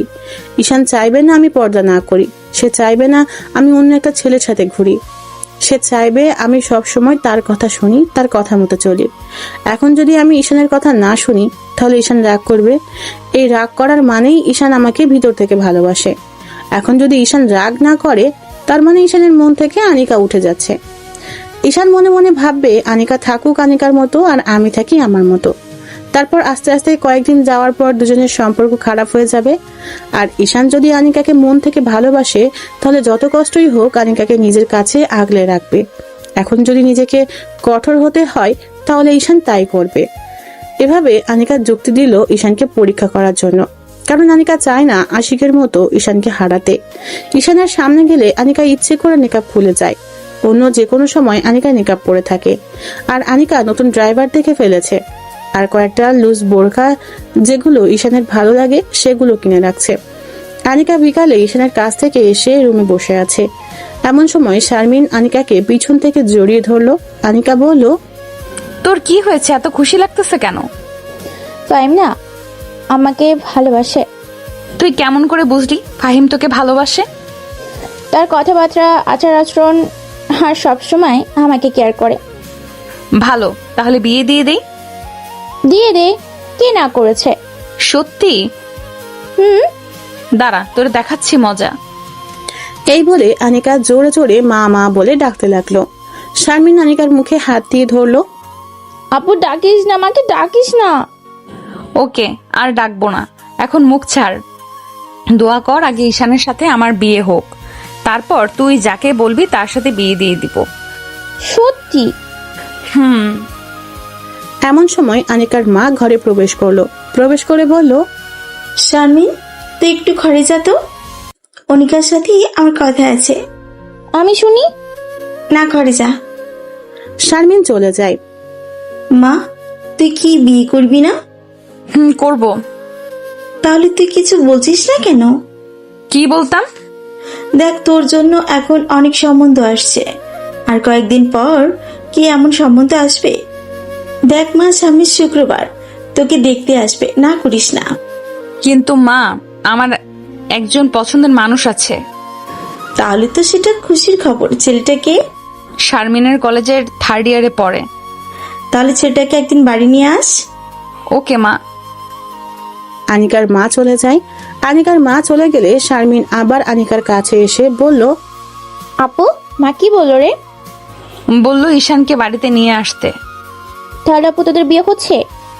না রে, এখনো বলতে পারি না। দোয়া কর যাতে বিয়েটা হয়ে যায়। ঈশানের বাড়ি থেকে কি হ্যাঁ বলেছে? তুই কি তার বাবা মায়ের সাথে দেখা করেছিস? না, এই বিষয়ে তোর সাথে কথা বলবো। আপু, তুই আমার একটা উপকার করবি? কি উপকার? তুই ঈশান ভাইকে জিজ্ঞেস করবি ফাহিম আমাকে মন থেকে ভালোবাসে কিনা। ওকে, জিজ্ঞেস করব। তাহলে আমি যাই? ওকে, যা। আনিকা শুয়ে শুয়ে ভাবছে ঈশানের কোনো কল দিচ্ছে না কেন। প্রতিদিন তো এই সময় কল দেয়, তাহলে কি ঈশান রাগ করেছে? এত তাড়াতাড়ি তো রাগ করার কথা না। আনিকা নিজেই কল দিল, ধরছে না। 3 নাম্বার বার দেয়াই ধরলো। ফোন ওঠাতে দেরি হলো কেন? তুমি যেই বড়ি দিয়েছিলা সেটা খেয়ে ঘুমিয়ে গিয়েছিলাম। এত তাড়াতাড়ি? আগামীকাল তো আমরা দুজন অবসর। চলো না, আমরা দুজন ঘুরতে যাই। কোথায়? কাল দেখা করলে জায়গা সিলেক্ট করব। ওকে। ওকে, তাহলে আগামীকাল সকালে দেখা হচ্ছে। ওকে, এখন রাখি, অনেক ঘুম পাচ্ছে। Love you. এই বলে আনিকা ফোন রেখে দিল। আনিকা ভাবছে কোনো ভুল করছে না তো সে। আনিকা আবার আগের মতো টাইট বোরকা আর মেকআপ না পরে ঈশানের সামনে যাবে এবং দেখবে ঈশানের প্রতিক্রিয়া কি আসে। ঈশান সকালে ঘুম থেকে উঠে অনেক দেরিতে উঠে দেখে ফাহিম ওয়াশরুমে। আনিকা রাতে কি জানি বলেছিল মনে পড়ছে না, পরে মনে পড়ছে কোথায় জানি ঘুরতে যাবে, কিন্তু কয়টায় যাবে এটা মনে পড়ছে না। ফাহিম ওয়াশরুম থেকে আসলে ঈশান বলল, দোস্ত, শারমিনের সাথে কেমন চলছে? রাতে কি স্বপ্নে শারমিনকে দেখছস? ঘুম থেকে উঠেই শারমিনের কথা জিজ্ঞেস করতেছস? আরে না। ভালো। এখন কেমন জানি তার একটা মায়া কাজ করে, মন চায় খালি তার মুখটা দেখতে ইচ্ছা করে। এটাই ভালোবাসা। বাড়ি থেকে না বিয়ের জন্য বলছে, কি করব? শারমিনের কথা বলে দে, কিন্তু এখন না। দেখ, ফাহিম আনিকার বয়স কিন্তু বেশি, আগে তার বিয়ে হোক, তারপর। বুঝছি, ওকে। শোন, শারমিন মেয়েটা কিন্তু অনেক ভালো, তাকে আবার আগেরটার মতো হারিয়ে ফেলিস না। যদি চলে যায়? যতটা সম্ভব তাকে বেশি সময় দিবি। ওকে। ঈশানের মোবাইলে কল আসলো, দেখে বাড়ি থেকে ফোন আসছে। রিসিভ করে বলল, হ্যালো মা, কেমন আছো? ভালো, তুই কেমন আছস? ভালো। তোর জন্য একটা খুশির খবর আছে। কি খুশির খবর? তোকে না মেয়ের বাড়ি থেকে দেখতে আসছে। মানে হলো তোর বাবার বন্ধু যে আব্দুল ভাই, তার একমাত্র মেয়ে তোকে পছন্দ করেছে। তার বাবা এবং তার মা গতকাল আমাদের বাড়িতে আসছে, এসে সব দেখে গেছে। তাদের তোকে পছন্দ হয়েছে এবং বাড়ি ঘরও। আর তোর বাপের আর আমার মেয়েকে অনেক ভালো লেগেছে। ঈশানের মাথায় আকাশ ভেঙে পড়লো। এসব কি বলছে? না না, এই মেয়েকে চেনে না জানে না বিয়ে ঠিক করে ফেলছে। আর এদিকে ঈশান আনিকাকে নিয়ে ঘর সংসার করার স্বপ্ন দেখছে। ঈশান বলল, দেখো মা, তোমাকে আমি পরিষ্কার করে বলে দেই, আমার ঢাকায় একজন মেয়ে পছন্দ আছে, আর বিয়ে করলে আমি তাকেই করব। কিন্তু আমাকে তো বললি না। এই যে এখন বললাম। তোর বাপ যে বলেছে বিয়ে দিলে তোকে এই মেয়ের সাথেই বিয়ে দিবে। সেটা বাবার চিন্তা ভাবনা। আর কিছুদিন পর আমি বললে তোমরা ঢাকায় এসে মেয়েকে দেখে যাবে, বিয়ের তারিখ ঠিক করে যাবা। তাহলে কি এই মেয়েকে না করে দিব? ডাইরেক্ট না করে দাও। আর একটু চিন্তা ভাবনা করে দেখ, মেয়ের বাবা সচ্চায় 5 লক্ষ টাকা যৌতুক দিতে রাজি হয়ে আছে। যৌতুক টৌতুক আমি বুঝি না, না করে দাও। এই বলে ফোন কেটে দিল ঈশান। আর ভাবছে, আগামীকালকের আনিকার ব্যবহার এরকম যদি প্রতিদিন হয় তাহলে তো হবে না, না হলে নাই। আনিকাকে ভালোবাসি, আনিকাকেই বিয়ে করব, দরকার হলে তাকে কিডন্যাপ করব। ঈশানের এরকম রাগি রাগি দেখে ফাহিম বলল, দোষ, কি হয়েছে? কোনো সমস্যা? না রে, বাড়ি থেকে আমার জন্য মেয়ে রেডি করে রাখছে, তাই আমি না করলাম। আনিকাকে যদি তোর বাড়ির থেকে পছন্দ না করে? সেটা সমস্যা নাই, বিয়ে করব আমি, ঘর সংসার করব আমি। মা বাবার পছন্দ না হলে আমি কি করব? ওকে দোস্ত। এমন সময় ফাহিমের মোবাইলে কে যেন কল দিল। ফাহিম কথা বলার জন্য বেলকনিতে যায়। ঈশান আনিকাকে কল দিল। আনিকা কল রিসিভ করতেই ঈশান বলল, কি করো? আজকে না ঘুরতে যাব, রেডি হচ্ছি। কোথায় আসবো? আরে তোমার বাসার চৌরাস্তার মোড়ে যে রেস্টুরেন্ট আছে সেইখানে আসো। ওকে। তাড়াতাড়ি এসো। ওকে। ঈশান ফোন রেখে রেডি হতে গেল। রেস্টুরেন্টে গিয়ে দেখে আনিকা এসে বসে আছে। আনিকাকে দেখে ঈশানের মেজাজ পুরো গরম হয়ে যায়। মুখে নাই নিকাব, টাইট বোরকা। ঈশান টেবিলে বসলো। ঈশান এবার রাগ কন্ট্রোল করতে না পেরে বলল, এসবের মানে কি আনিকা? কি ঈশান, তুমি বোঝো না? সত্যি আমি বুঝতে পারছি না, তুমি রেগে যাচ্ছ কেন? তোমাকে না বললাম মেকআপ পরতে ও লুজ বোরকা পরতে? ড্রাইভারকে তো চেঞ্জ করছোই না। দেখো, তোমাকে ভোগ করার ইচ্ছা থাকলে তোমাকে কবেই ভোগ করে ফেলতাম। আমি চাই তোমাকে সারা জীবন আগলে রাখতে। তুমি এসব কি বলছো? তুমি কি কিছু বুঝো না? আমার এরকম ভাবে পড়তে ভালো লাগে। আর ড্রাইভারকে আমি বাদ দিতে পারবো না, কারণ ড্রাইভার অনেক আগে থেকেই ড্রাইভারি করে। আমি আনিকার মুখ থেকে এরকম কথা শুনে অবাক হয়ে গেলাম। আনিকার চেহারায় কোনো ভাবান্তর নেই। মনে হচ্ছে আমি এরকম করব সেই জন্য প্রস্তুতি নিয়ে এসেছে। আমি আমার প্রিয় মানুষটা চাই না বেপরদায় থাকুক। আচ্ছা, তুমি কি আমাকে ভালোবাসো? তাহলে আমার কথা মতো চলতে তোমার সমস্যা কি? দেখো, আমরা দুজন দুজনকে কিস করছি। আনিকা কিছু বলছে না। ঈশান মনে মনে চাইছে আনিকা তার কাছে মাফ চাক, কিন্তু আনিকা কিছু বলছে না। ঈশান আবার বলল, তাহলে তুমি থাকো তোমার মতো আর আমি থাকি আমার মতো, এখানে শেষ। এই বলে ঈশান চলে আসলো। আনিকা পিছন থেকে একটা ডাকও দিল না।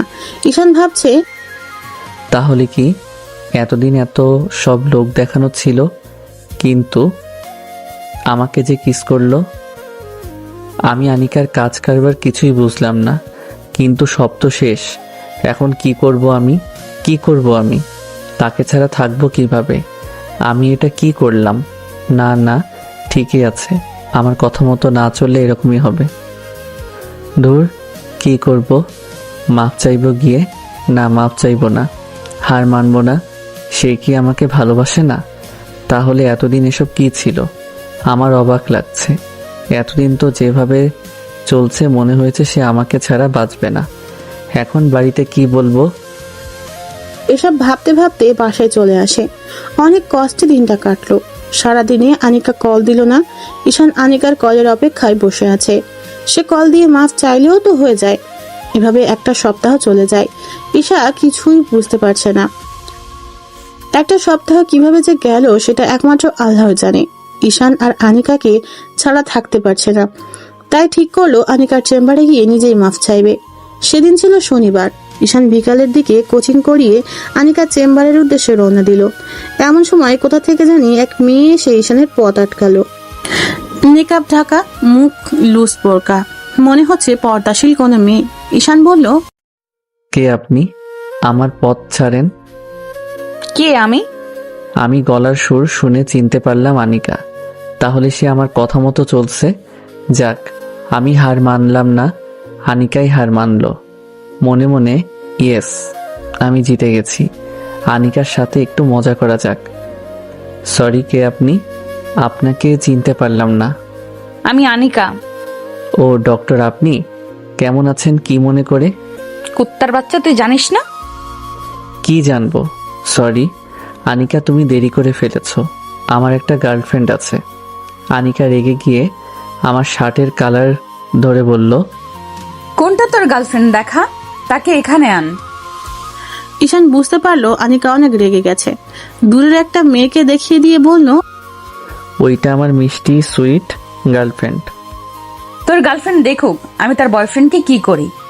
এই বলে আনিকা তার নেকাব নিচে নামিয়ে সোজা ঈশানকে লিপ কিস করে বসলো। ঈশান আর আনিকা 30 সেকেন্ড এভাবে ছিল। কলেজের সবাই ওদের দিকে হাঁ করে তাকিয়ে আছে, যেন কলেজের সবাই 30 সেকেন্ডের একটা লাইভ দেখলো। ঈশান বলল, এটা কি করলা তুমি? সারা জীবনের জন্য তোকে আমার করে নিলাম। আমি তো সারা জীবন তোমারই ছিলাম। আমি জানি। তাহলে গত এক সপ্তাহ এসব কি ছিল? তোমাকে পরীক্ষা করছিলাম আর তুমি সে পরীক্ষায় পাশ করেছো। তাহলে এতদিন তোমার এগুলো সাজানো নাটক ছিল? কেন এরকম করলা? বললাম তো পরীক্ষা করছি। তোমরা পরীক্ষাও করো? তোমরা পারো বটে। অনেক দিন ধরে তোমাকে জড়িয়ে ধরি না, এখন আমাকে জড়িয়ে ধরো। ঈশান আনিকাকে জড়িয়ে ধরলো। আনিকা কেঁদে দেয়। ঈশান বলল, কাঁদছো কেন? এটা সুখের কান্না। কেঁদো না। বলো, সারা জীবন আমাকে এইভাবে বুকের ভেতর আগলে রাখবে? সারা জীবন তোমাকে এভাবে বুকের ভিতর আগলে রাখবো। আনিকা আস্তে আস্তে ঈশানকে ছেড়ে দিয়ে বলল, চলো এখন তোমাকে আমার বাড়িতে নিয়ে যাব। আজ না, অন্যদিন। এখন তুমি আমার সাথে যাবা। ওকে। তারপর দুজন দুজনের হাত ধরে কলেজ থেকে বাইরে বেরিয়ে আসলো। এসে দুজনে একটা রিকশায় উঠলো। রিকশায় গিয়ে আনিকাদের বাড়ির সামনে নামলো। রিকশায় যতক্ষণ ছিল আনিকা ঈশানের হাত শক্ত করে ধরেছিল। আনিকা ঈশানকে বাড়ির ভেতর নিয়ে যায়, নিয়ে ড্রয়িং রুমে বসিয়ে বলল, তুমি বসো। না না, তুমি আমাকে ছেড়ে যেও না। ঈশান, এটা আমাদের বাসা, এখানে ভয় পাওয়ার কি আছে? তবু তুমি আমার সাথে থাকো। ওকে। আনিকা জোরে শারমিন বলে ডাক দিল। শারমিন ঈশানকে নিচে দেখে বলল, ঈশান ভাই, আপনি আপনি আমাদের বাসায়? বিশ্বাসই হচ্ছে না। বিশ্বাস হবেও না। তুই তোর ভাইয়ের সাথে থাক। তোর ভাই ভয় পাচ্ছে। আমি ড্রেস চেঞ্জ করে আসি। ভাই, আপনি না একটা ভীতু। তাহলে ফাহিম হলো ভিতর ডিম? ফাইমকে বলছেন কেন? সে তো অনেক সাহসী। সাহসী না, পুরাই আস্ত একটা ভীতু। ভালো হচ্ছে না কিন্তু ভাইয়া। ভীতু বললাম আমি আপনাকে, আর আপনি বললেন ফাইমকে। তাহলে তুমিও ভীতু? না না, তাহলে কে? আপনি ভীতু। আনিকার মা এসে বলল, কে ভীতু? আন্টি ফাহিম। না না, আমি ভীতু। ফাহিম কে? কেউ না। আন্টি আসসালামু আলাইকুম, কেমন আছেন? ওয়ালাইকুম আসসালাম। ভালো, তুমি কেমন আছো বাবা? ভালো। জাতু, আনিকাকে বল ঈশানের জন্য খাবার নিয়ে আসতে। শারমিন চলে গেল। আনিকার মা বলল, বাবা শোনো, তোমাকে কিছু কথা বলি। অনিকাকে তুমি কন্ট্রোলে রাখতে পারবা। এই মেয়ে কিন্তু অনেক জেদি। তোমাকে পেয়ে আমরা অনেক খুশি। আনিকাকে অনেক ছেলে দেখতে আসছে, কাউকে সে পছন্দ করেনি, অবশ্যই তোমাকে সে পছন্দ করেছে। তোমাকে পেয়ে আমরা অনেক খুশি। Thank you aunty.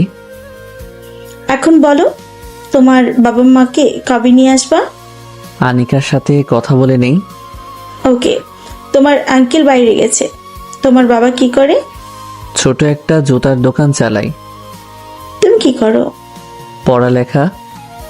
তুমি তাকে এখন বিয়ে করতে চাচ্ছ? সেটা আনিকার উপর নির্ভর করছে।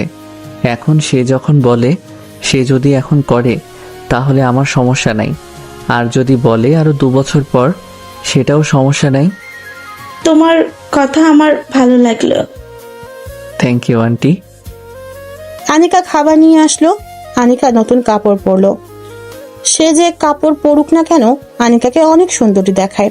আনিকা ঈশানের সামনে খাবার দিল।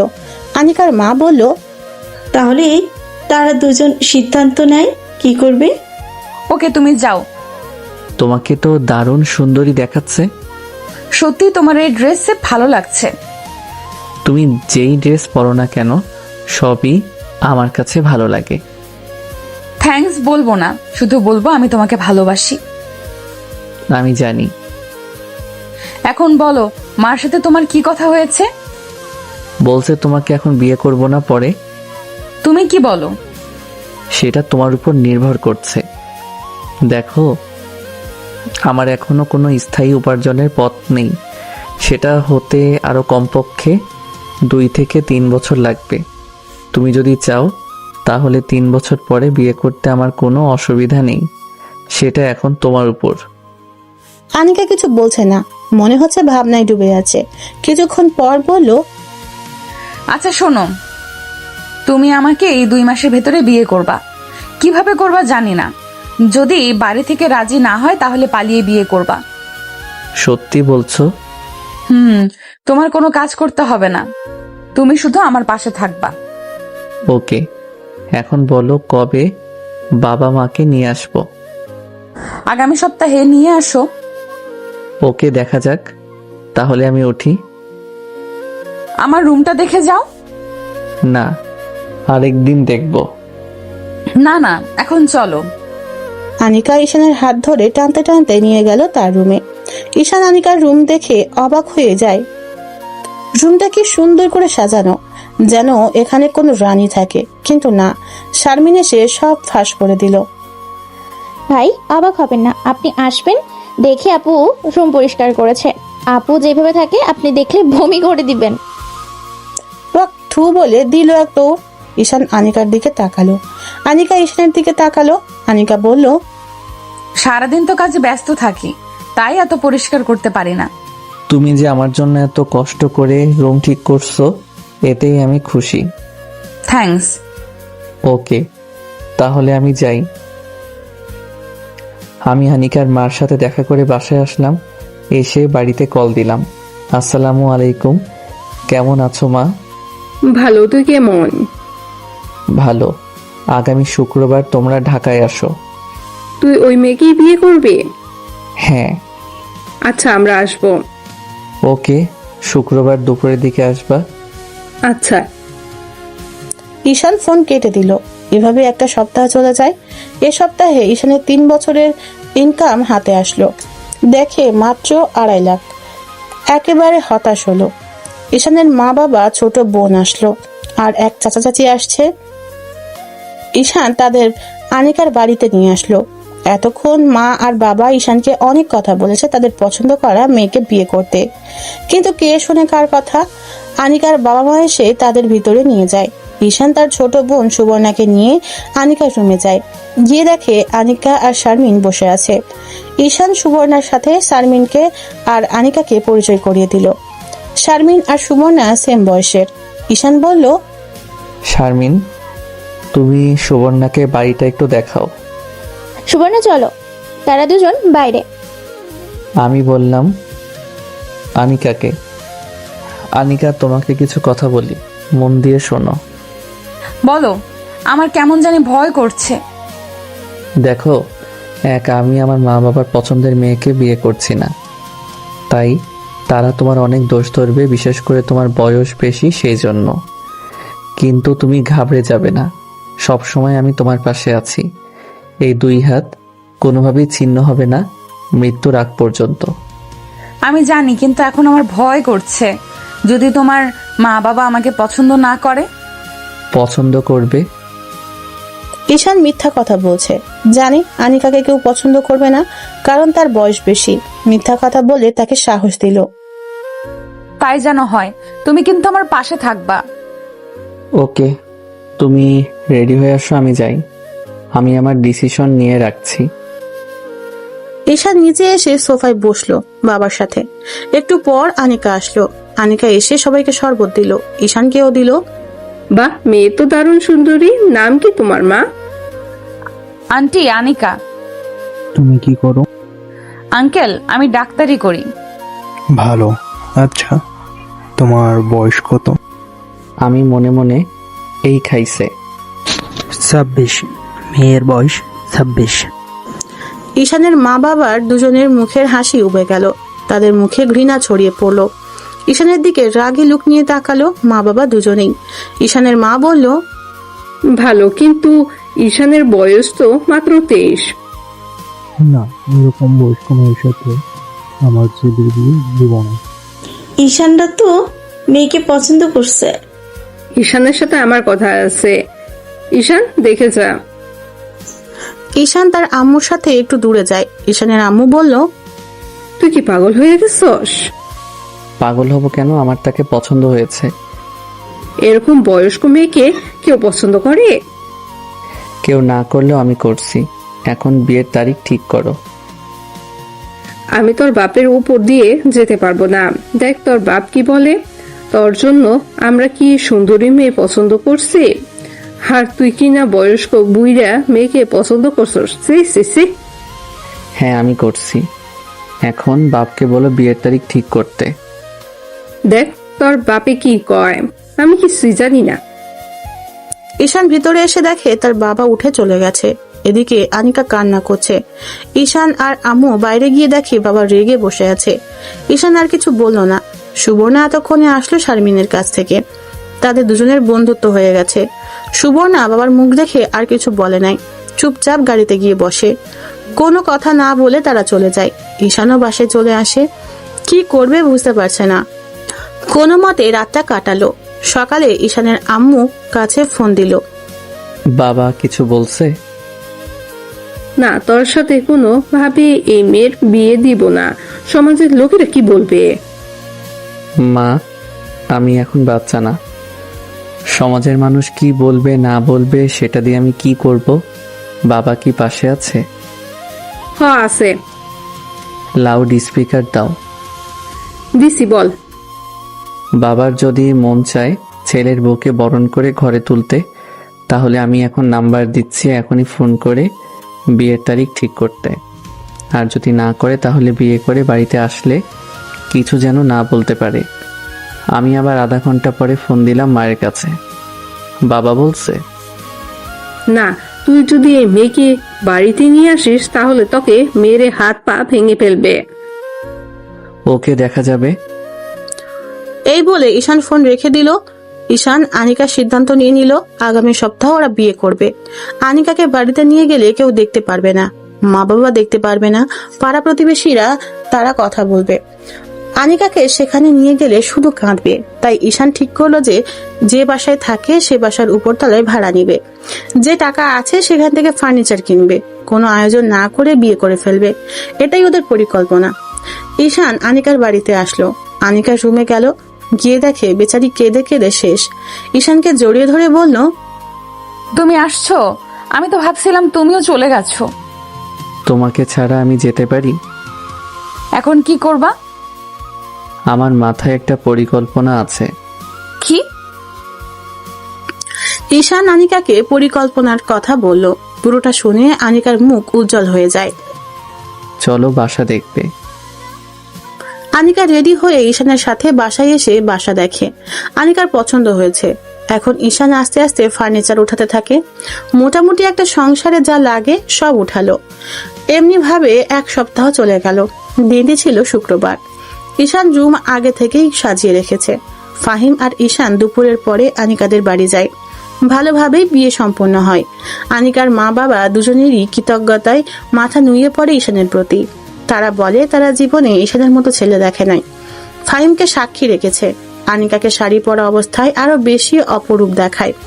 ঈশান আজ রাতে তার সেই রূপের ভিতর হারিয়ে যাবে। ঈশান আনিকাকে নিয়ে বাসায় আসে। ফাহিম সুন্দর করে বাসর ঘর সাজায়। যেহেতু ঈশানের শরীরের উপর দিয়ে আজ অনেক ধকল গেছে, তাই পুরনো রোগ মাথা ব্যথা করতেছে। আনিকা বাসর ঘরে গিয়ে বসে আছে। ফাহিম ঈশানকে ঠেলা দিয়ে ঘরে পাঠিয়ে দেয়। ঈশান ঢুকে দরজা লাগিয়ে দিল। আনিকা ঘোমটা দিয়ে বসে আছে। ঈশান গিয়ে ঘোমটা উঠালো। ঈশান বালিশটা মাথার নিচে দিয়ে শুয়ে রইল। আনিকা, মাথাটা একটু হাতিয়ে দাও তো। মাথা ব্যথা করছে? আনিকা ঈশানের মাথা হাতিয়ে দিচ্ছে। আনিকা মাথা হাতিয়ে দেওয়া ঈশানের অনেক ভালো লাগছে। এভাবে ঈশান ঘুমিয়ে গেল। একেবারে সকালে ফুরফুরে মেজাজ নিয়ে ঘুম থেকে উঠলো। আনিকা রুম ঝাড়ু দিচ্ছে। মুখের দিকে তাকিয়ে বুঝতে পারলো মুখে তার অতৃপ্তির হাসি। ঈশান আনিকাকে পিছন থেকে জড়িয়ে ধরে ঘাড়ে কিস করতে লাগে।